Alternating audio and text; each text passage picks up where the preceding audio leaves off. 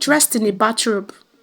"I want my portrait done in the nude," he said, a mischievous smile playing on his lips.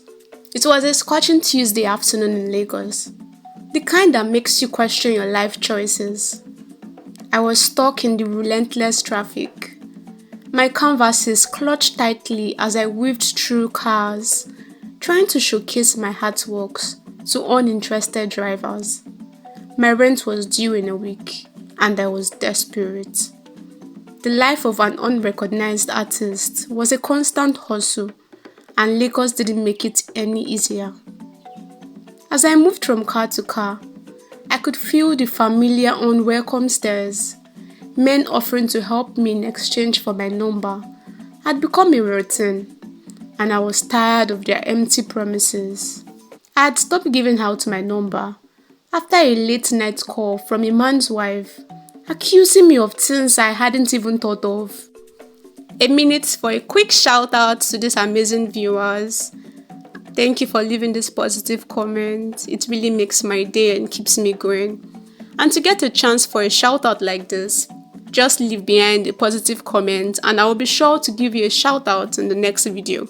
Now back to the story. Being a light-skinned, petite, half Nigerian, half Korean woman made me stand out, and not always in a good way. In the midst of the gridlock, I noticed a sleek car I had passed several times before. The tinted windows were a barrier I usually respected, but today, something compelled me to approach.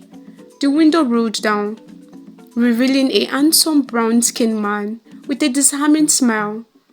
He bought 3 of my pieces on the spot and asked for my number to refer me to his friends. Hesitant but hopeful, I obliged. "You make self-portraits?" he asked. "Yes, sir," I lied, though I had only made them for my friends. Potato, right? The next day, I had just showered from a long day of hawking my artwork, and as I prepared to warm up leftover jollof rice, I received a call from an unfamiliar number. It was him. He inquired about my availability for the weekend, expressing interest in having his portrait done at home and offering to pay for the service generously. This was a God-sent opportunity, a chance to cover my rent. I spent the next few days honing my skills, foregoing my usual routine in anticipation of the opportunity. On Saturday, I arrived at his opulent house. My suspicions about his wealth confirmed. A maid greeted me and led me to a grand living room adorned with my artworks. As I waited, a tall figure appeared, even more striking in person, dressed in a bathrobe.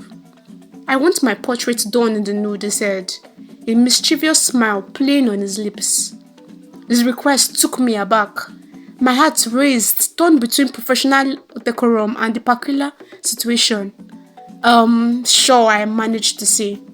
"Where would you like to set up?"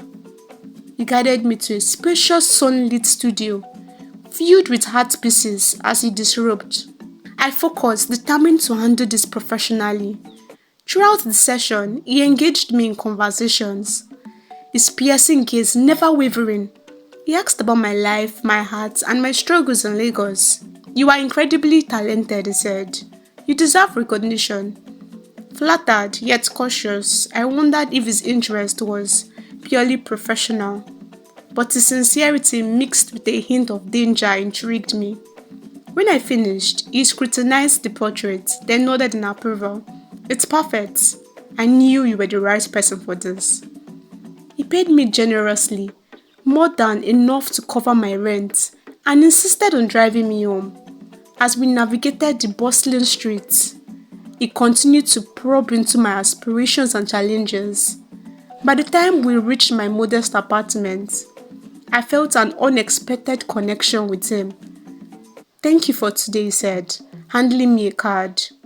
"If you ever need anything, don't hesitate to call." In the weeks that followed, his words lingered in my mind.